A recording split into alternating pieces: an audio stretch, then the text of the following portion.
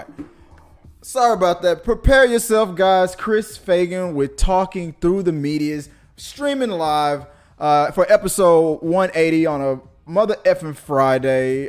This is this show by fans, for fans, where we do movie reviews. We talk about the trending topics. So if you want to hit that like button, become a subscriber. What the hell are you waiting for? Always let us know what you guys think at all time. Why? Because we want to hear them. Like I said, I'm your host, Chris Fagan. If you haven't already tell by right there at the top, right here, you can always reach me, Chris Fagan 1980, and just let me know what you guys think on Twitter or on Instagram. You can hit me up on Facebook, but I don't check that much as I used to. Not as much as I used to. What are we gonna do today? So, well, guys, this was the week. Marvel versus DC, baby. This was it. Something very significant just dropping this week on Friday and on Thursday. We had the Snyder Cut, the long-awaited the Snyder Cut for Zack Snyder's version of the Justice League was finally released on HBO Max for the Warner Boys, for the DC Boys, and for Friday on Disney, we got the first episode for Falcon and the Winter Soldier.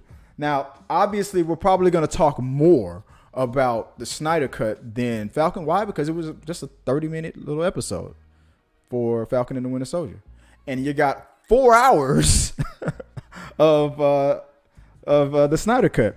So right off the bat, man, let me just give you my thoughts about the whole the Snizzle cut, if you will. Look, the first thing that people like to talk about was the black suit, Superman. So the one problem, I love the fact that Superman finally, we got to see the black suit Superman. One of the problems, though, was the fact that Snyder didn't explain why. Now, from what I understand, the black suit absorbs more sun, making Superman more powerful. And obviously, he needed to heal a lot. Like, look, he looked like he was in okay condition right out of the grave. He was pissed, though. So, maybe he was okay. Maybe it was not necessary. But, and I know originally, in the original cut, that was the blue suit that he was wearing. He was wearing the blue, the red, and the yellow. He was wearing the traditional suit. But Snyder knowing in his head, this is a mistake. People do want to see the black suit. I'm going to make the suit in a certain way where I can add the black in anyway after the fact. And he finally got his wish. Now, we all know the history of this whole thing. Zack Snyder had a vision for this. Warner Brothers wasn't feeling it. Wanted to cut some things down. Zack had a tragedy in his family. He stepped down, and they replaced him with Josh Whedon. So I was expecting to see almost a completely different movie. For all the scenes that Josh shot and the changes that he made, I felt like maybe this plot was going to be completely different. Almost, not really, but almost. It was the exact same movie, just 2 hours longer. The thing I loved about it was the fact that they explained a lot of stuff. And let me start off on a side note here real quick, guys. Justice for Ray Fisher, is that gonna happen? I mean, dude, Ray was right, dude. He got a lot of stuff cut out of this movie that made this movie made him way more important than the original version made it seem. It just seemed like, oh, it's lucky that we got this cyborg kind of dude in there to kind of explain the technicalities of what's going on. No, because he was made obviously by one of those mother boxes and whatnot. They did a lot more technical, almost with one of those DC straight to video cartoon movies that we get all the time with the Justice League, especially that last one that explained the mother boxes, the origin of Cyborg and whatnot. So this, as like Batman versus Superman, could have been considered Man of Steel 2 almost. It could have with the director's cut of it. This was like a Cyborg movie almost, man. Justice for Ray Fisher, man, because at first I was like, this dude just bitching just to be bitching. He needs some damn attention. Baby needs his bottle. No, Ray was Ray is right, dude. Like, they cut out a lot of key stuff that I enjoyed. Now, maybe it was overkill, maybe it was too, but there was a lot of things in there that I appreciated. That character development, especially what was going on between him and his dad. And if you guys agree with me, and I mean, let me know, man. Hit me up and just let me know what you guys think on that. Best line of the whole movie? Not impressed. Not impressed. Steppenwolf about to slay down Cyborg, and then boom, right in the shoulder. Not impressed. Oh, did you say something? That was the best thing ever, man. That axe to the shoulder. Could have blocked it. Could have grabbed it, broke it or something. Like, tickles. And then freezes it, breaks it. It just totally, man, makes him look like this is why those mother boxes, and I love the fact that those boxes were like, the reason why we hadn't activated was because Superman was out there, man. Nah, we wasn't trying to deal with that. Superman was going to kick our asses, but he's dead now. So now we can try. They explained that, Cyborg explained that perfectly.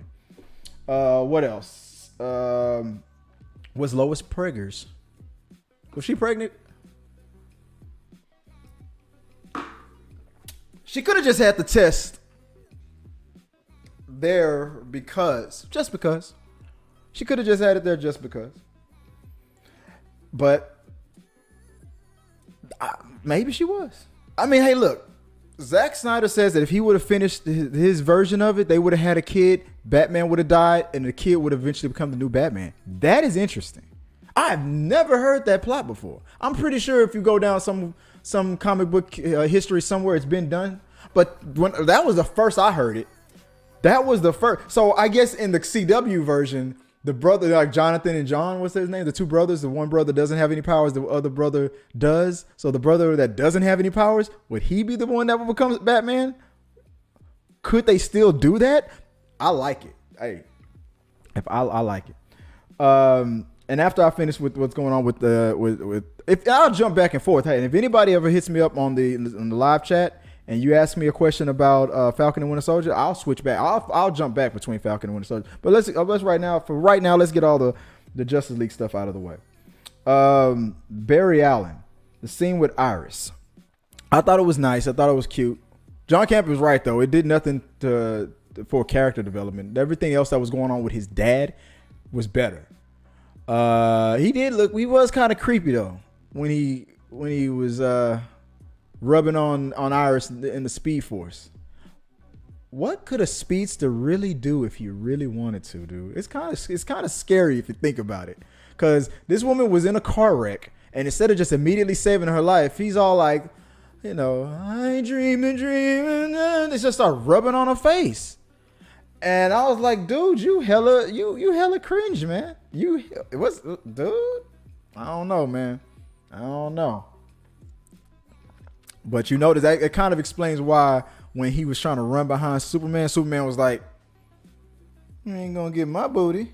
You know what I'm saying? You're like, nah, son, you ain't sneaking up behind me, baby. I heard what you did to that girl. So that was the only thing that kind of threw me off a little bit. But everything that was happening with the Flash movie, everything that was happening with these Flash scenes, and it reminded me, as much as it's been delayed over and over and over again, it made me, every time I saw Barry Allen on scene, I was like, dude, I want this Flash movie now. He reminded me, I want this Flash. It reminded me also about, oh my God, dude. You know what else hit me? When they started going, when he started talking about, if I run that fast for that long, it can mess up time and stuff like that. And I think he was talking to Cyborg when he mentioned it, because when the plan to bring back Superman, I swear to God, I thought in the middle of it, I thought Flash was going to disappear, and then that's how we were going to start seeing these flashes of him traveling, and we see the future and all that stuff. I thought we were going to see that break into it, and when him going through time or to an alternate future and all that stuff. But do you remember in the Flash TV series when he met Ezra Miller and he was like, I told Victor this could happen. Now that line made sense. because he mentioned it, because because in the Snyder cut he mentioned it, and I wonder if they threw that in the TV show because he knew the Snyder cut was being worked on, or because he knew that line just existed. Like, hey, I mentioned something about this in the movie that I did, but it got cut out. It's in Snyder's cut, so I could say this. And if the Snyder cut ever comes out, or because the Snyder cut's about to come out, this line will make a lot of sense. And it brought me back to that. I was tripping on that one. That Wonder Woman terrorist fight was way better. It got dark. It was, the theatrical version felt lighthearted, even when that guy was gonna mow those people down with that machine gun.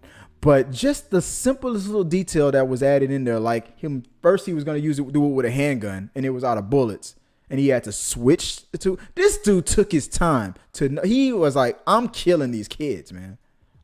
Dude, fuck this. I'm killing these kids. And it was like, wow, really? Like, this dude is like, it really made them that much scarier. And the fight that Diana had with them, that much better. Like, it was an epic way to launch that movie. That was another good thing about it. Darkseid. That flashback with Darkseid when he was fighting the old gods, that wasn't Darkseid. Here was one of the problems of the movie. Too much Darkseid. We were not going to have a fight between the Justice League and Darkseid. So why even show us a fight? And if I remember correctly, that was Steppenwolf. And somebody pointed that out on Twitter and was like, I have never seen Darkseid fight with a spear before. And this is true. Every time I've seen him on the comic books, cartoons, or anything, he's always got his hands behind his back, like looking like he knows he's better than everybody, and just shooting people with the laser beam, with the Omega beam. So what was the point of showing a clear? We already saw that Steppenwolf, the details about his motivations was filled in better with this too. Now we know somewhere in the past he messed up and he has to get back in Darkseid's good graces. That obviously was it, because we saw a world with Zeus and all these people push back Darkseid. For the first time in his life, he was defeated by a world that he wanted to conquer. He was hit by a bow and arrow, bleed blood everywhere and stuff. I'm sorry. The only time I've ever seen that was when Superman was like, I don't have to hold back now. I'm going to whoop your ass. That was the only time I've seen it. And to me, I know that's Zeus and everything like that. I know there was lanterns and a whole bunch of people out there in Amazons and stuff. But I'm sorry. That seeing Darkseid bleed, to me, is a job for Superman. That's just how I feel about it. So that to me was obvious. And if I remember correctly, Snyder was like, that was originally Steppenwolf, and they decided to digitally change it to Darkseid was the one who landed on that planet. Now you can say it's a younger Darkseid. This was before, when he was like, I used to have a spear, but it got chopped in half in that battle. Now I keep my hands behind my back and just zap people with my Omega beams now. Maybe that's what it happened, but I'm sorry.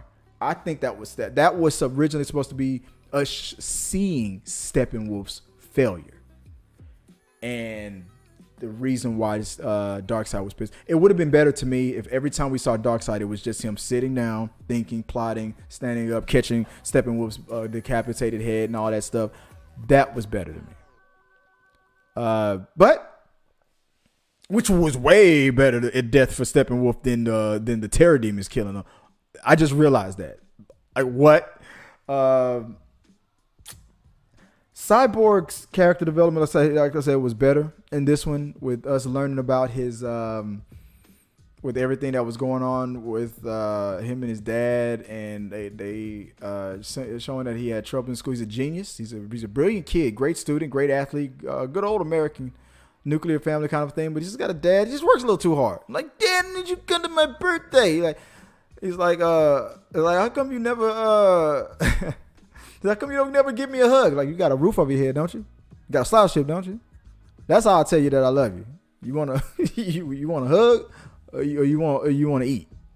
You want to eat some dinner tonight. You want food. Like, well, damn kids. In my day, that's how dad told you he loved you. He fucking went to work every day. but no, that was a messed up relationship, and we got to see a lot more. But like I said, Ray Fisher is probably like, dude, this is what I was talking about. Now you see how much they gutted out of this movie, and it was like it felt like he was the sacrificial lamb. He's like Josh. It was as if Josh Whedon was like, I gotta cut this movie for time because Warner Brothers told me to, and he just totally focused on Ray Fisher for some reason.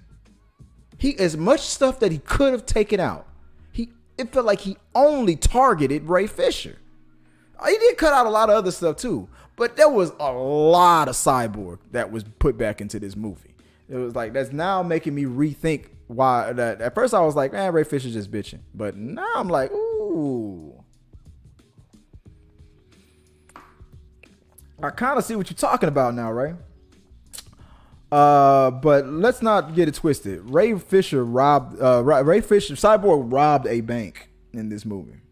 Now, he sees this woman. She looks into her life and says that she's a good woman. She's struggling. She's getting evicted. She's not making enough money. She can't feed her baby and all that stuff. So he decides to give her, I thought it was $1 million, but I guess it was $100,000 into her bank account, and makes the ATM say, you won Gotham City's award and you now have $100,000. Now here's why that was robbery, because that money had to have come from somewhere. Even though it's digital, you're gonna purchase stuff. That money comes from someone else. Now, what can justify this? If he took this money from a criminal's account and transferred it over and then erased the origin of where it came from, or if he took this money from people who are already passed away, and this money is either just going to disappear in the system eventually, or just go back to the government or something like that, or if he took a penny maybe from everybody in the world with a small amount that no one would really notice, like took all the late fees that banks were about to give everybody, overdraft fees, and took that and forgave every overdraft fee in America for one day, and $100,000 worth, and put it in that system. That's one way of doing it. Otherwise, he just robbed the bank. No, here's another way that it could be real. If that contest really exists and he made her a winner. Now, if the Gotham Bank isn't really running that contest, now if it was really existed, he just rigged it and made her the winner. But if it doesn't exist, you robbed the bank. There's no way around it. So, way to go, Cyborg. People criticizing the Flash run, the way Flash runs. Now, I thought about this, like that whole slow motion, and we're used to in the comic book scene, or the way they do it in the TV show. But think about when you look at like a ceiling fan, or when you're looking at a tire spin. Now, sometimes the wheel in that circular motion can go so fast that your naked eye catches the blade or the rim at certain points, and sometimes it looks like you can see it going that fast, going in that direction, and then all of a sudden an illusion happens, and then all of a sudden you see the rim perfectly, and it starts spinning backwards and going, and it starts going this way and that. I think that's what we're seeing.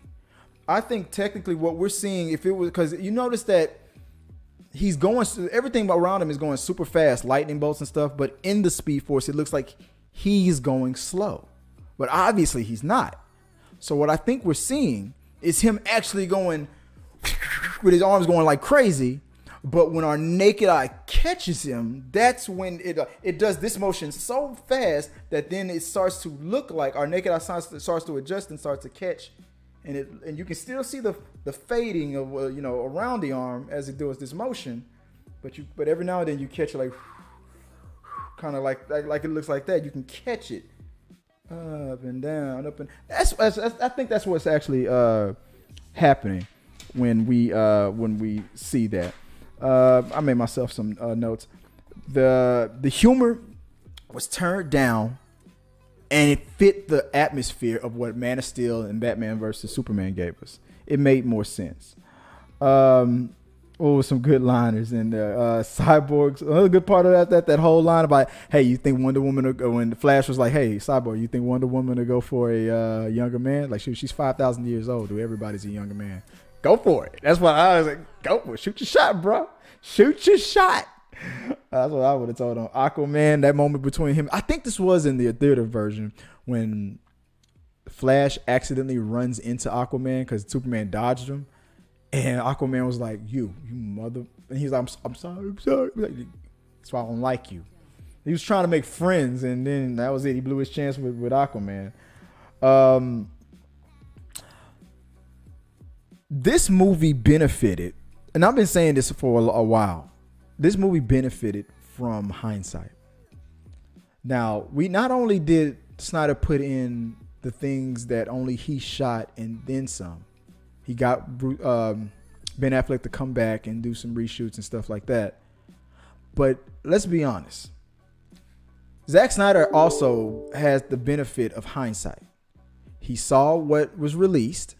He saw what fans said that they did not like about the theatrical cut. And he tried to go harder against that. And he tried to correct things that was happening in other movies, like the Suicide Squad with Joker and all that stuff.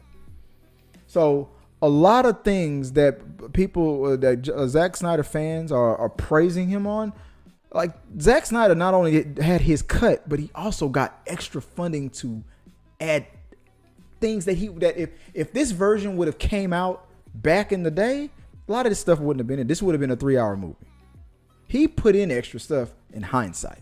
So let's just be honest about that. And let me be real about something else too. Warner Brothers should have went with this movie. But this was an Infinity War Endgame situation. This was 2 movies. Now that fight scene between Justice League and Steppenwolf when they rescued those scientists from being in prison, that fight, with the sword coming down and Flash hitting it back to Diana and all that. That first fight between the Justice League and him, that could have been the end of the first half. You cut this movie in 2, Warner Brothers would have made a killing because this would have been 2 movies. Now you'd have had 2 movies, both under 2 hours long or right at 2 hours or less, and you'd have doubled your money. You've noticed it right here. It looks like Zach already shot 90% of the damn thing. You wanted him to only make 1 movie. Dude, you could have just made this into 2 movies. There could have been a first half of it that ended with that first fight.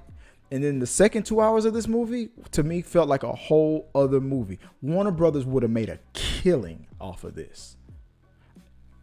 Y'all, I don't know, man. Like I said, it's hindsight. Zach's got the benefit of hindsight.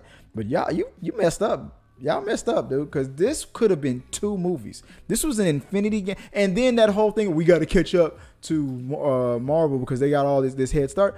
That's 2 extra movies you could have had. This could have been 2 movies. That's just my opinion. Everything that was... Now, here's another thing. Now, with the telling us that Martian Manhunter was in this movie the whole time, and stuff, that's cool, but obviously it wasn't originally the plan. You could just tell this was just thrown in. And that first time that we saw Martian Manhunter was completely unnecessary. Could you imagine? So he makes himself look like Clark's mom, visits Lois, and encourages her to go out and get confident, stupid. So what would have happened if Martha just happened to call Lois? I was like, no, I'm sorry, Mom. Can you let me go get the phone real quick? Hello? Hey, baby, it's Martha. What? Who the hell are you? You had the mind wiper and everything. It made no sense. Martian Manhunters could have easily have floated outside of her window and messed with her head while she slept and encouraged her to do what he needed to do. Or that scene could have been cut out completely. And just only the end scene when he flies down and introduces himself to Batman is like, can I help you? It's like, yeah, my name is Martian Manhunter. You guys inspired me to. I never thought that all the heroes would get together. You did a great job doing that. Thanks a lot, bro. Appreciate that. Hey, dude, you can fly and stuff. So where the hell were you when we were out there trying to save the world? What if you got a stake in this world? Why didn't you stake your ass up in there, help us fight Steppenwolf? I'm just saying. That's how I would have ended that conversation. I already mentioned that Lex Luthor scene, man. In the end, snitching. Now I don't know, man. I do now. Zach is like, man, would you come back if they asked you to come back? Maybe, mate. Dude, Zach was throwing in some cliffhanger stuff in there that is making Warner Brothers go, see, if I can make the fans love this what could have happened stuff. Dude, you know how much money Warner Brothers gonna have to pay Zach to come back? You know how much money? Now he's throwing all this extra could have been, maybe we'll see kind of things in there. Lex Luthor snitching on Bruce Wayne and telling Deathstroke that he's Batman, and that could have been the perfect thing to lead into the Batman movie, just like the video game where they knew who Batman was and they went at him in his home and he came right at him, and that definitely would have led probably into the death of Batman with Superman's son and another universe Superman's son taking off. All that stuff was perfectly tied in. It made a lot of sense. And to me, it was a wink at Warner Brothers. Like, you see, you messed up. You could have had this, but you blew it, man. But overall, this was a better version. Did it have to be 4 hours long? No. A lot of this stuff could have stayed out, but it flowed better, just like the theater cut, the director's cut of Batman versus Superman. The things that were put back in made other things flow better and make a lot of sense, if that makes sense. And I'll say again, Ray Fisher. Ooh, now I see what you're talking about now, bro. Yeah, that was kind of messed up. But sorry, man, I was just testing that out, making sure it worked. But yeah, that was kind of messed up, man. I wish that never happened to you. I'm sorry that you had that kind of experience in there, and I wish it could have been better for you. But I overall enjoyed the movie, man. I think it's a better version. It was so good because I saw the theater version like two times, and in all these years I've never gone back. This I could play this again and be like, I'm gonna watch this. I can watch this again, even just in the background. I can just play it. And I can enjoy it, because now it's like a whole different movie. You got 2 hours of a movie that I've never seen before, and it rocked, man. So I'm on the side of bring back Zach, bring Zach back, hashtag bring Zach back, whatever the hashtag is. I'm on that. But let me know what you guys think about that, and maybe we'll talk about it again some more on We Got Your Mail. Now, after that, I caught up with the Falcon and Winter Soldier. And right off the bat, I can tell that this isn't going to be the same situation like with WandaVision, where we're all going to be like speculating, ooh, what's going to happen? Well, I got more questions and answers and stuff. No, it's not like that. I love what was going on with Bucky more than I liked what was going on with Falcon. Because, he's been gone on all that stuff. And you come back. I mean, it was interesting. I had nephews and they were babies. But when I come back, they men now. Yeah, it blow your mind. Because it seems like him and his family are real close. With like him and his sister. And to come back and to try to save your family boat and stuff. And then you dealing with the bank. And that whole thing, man, it just made me mad. I just got pissed off for him, man. Like, why are you being starstruck? I'm over here asking you for a loan. And if you're gonna deny me for the loan, don't be trying to get selfies with me like I'm gonna kiss you. Like he didn't, like he wanted to pretend like he wasn't gonna try to play that. But yeah, I would have played it too. I'm trying to get my sister a loan to save this boat for my family. And that dude was being the whole thing just made me mad. But the whole thing about Falcon still, Sam still struggling with him taking the mantle and deciding to donate it to Steve's museum, it made sense. And the fact that he's still doing missions for the Air Force and working alongside with Rhodey and whatnot, that to me was good. I mean, you got your first cameo out the way real fast. That was nice. You got Rhodey in there, and to see where he was at and dealing with the fact that he was struggling with coming back from being blipped or from the snap or whatever was interesting. But to see Bucky in therapy and trying to make amends for everything that he's feeling and going through with the nightmares and the guilt for what he did to certain people out there, that hit harder to me. Because what was going on with that man who's the father of the son that he killed on that mission, that flashback, man, it was hard. And you see this kid, and he's just like, he witnesses all these crimes. And I know Winter Soldier doesn't leave witnesses. And I feel like the only reason why Winter Soldier killed that dude was because, he looked for a brief second. And maybe if he'd have just kept his head down the whole time, like, and just like, I have not even looked up. I don't know your face. I'm not going to open my eyes. And I don't even want to look. I don't even want to see your shoes. Maybe he would have let him live. Maybe. But he didn't even hesitate. He pulled the gun out. This dude was just trying to shake to get inside. That whole scene hit me, man. Him shaking the keys, just trying to open the door and get back and get into that room. That wasn't gonna save you. I mean, if he would have kicked the door down, he'd have got you no matter what. But just the fact that he had to try. Like, maybe if I just get in this room, maybe if you'd have got your ass a room when the shooting first started or the fighting first started, maybe that should have been what you did, or took off to a bathroom or something where he wouldn't have even looked for you. But you stayed in that hallway. People freeze, man.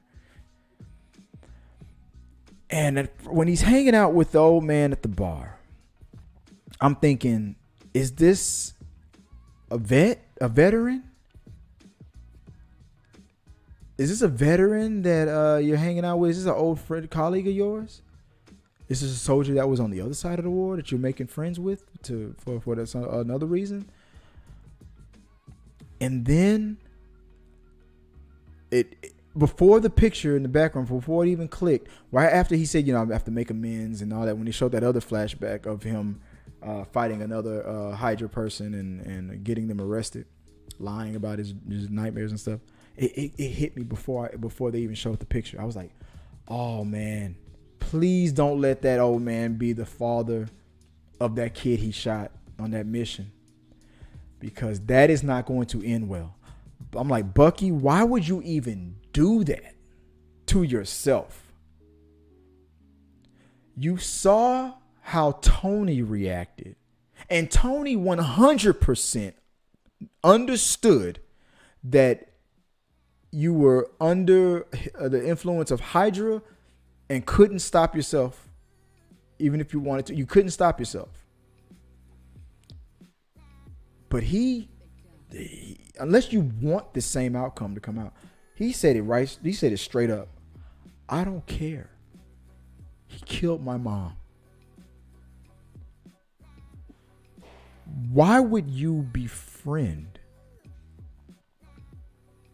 a man who is still tortured by the death of his son? He's like, they just say he was in the wrong place at the wrong time. And he's like, I feel it in my bones. There was always something wrong with that.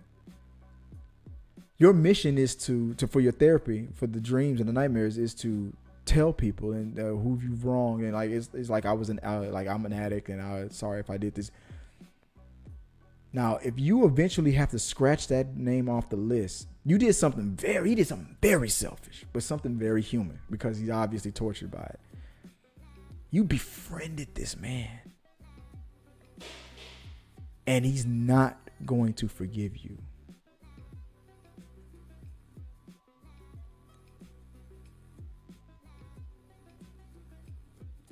You befriended this man, and then later on you're going to tell him that you killed his son, or maybe somebody's going to tell him for you, and it's going to destroy him again because he can't do anything about it. He's too old to fight you, and even if he was in his prime, I don't care what self-defense he probably knows or anything like that. I don't care what guns he owns. He can't take you. You're robbing him of any, and on top of that, you've been pardoned for everything you've done. You think that's gonna matter to him? You should have ripped that off like a Band-Aid. I don't know what possessed you to try to befriend this dude, but that to me was the most brilliant and most shocking thing in there. Not leading into the villains and whatnot, who are these superpowered beings that with the masks and everything. That stuff was interesting. But I am more intrigued with this list of people he has to make amends to, especially this old man, because that's going to end very badly when he finds out, because you already saw what happened with Tony Stark. I don't care. He killed my mom. It's not going to matter. This isn't going to be like that movie Best of the Best. I wronged you. I took away your son. I now offer myself as your new son. No, he's going to spit on you, punch you in the face, and try to kill you. Because if that was me, I would. I don't give a damn about your Wakanda arm. I don't care. You killed my son. Like, dude, no. That's going to end badly. And I can't, oh man.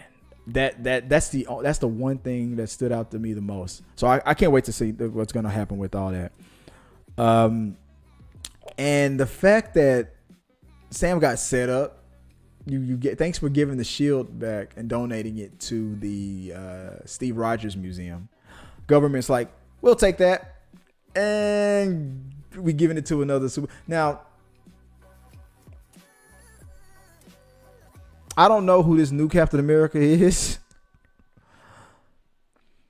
but obviously there's going to be a connection between him and these new bad guys that have enhanced strength. I feel like another Hydra thing is going on. What's happening? Something big is about to happen. So that's obviously the takeaway from it. At least for me, it was.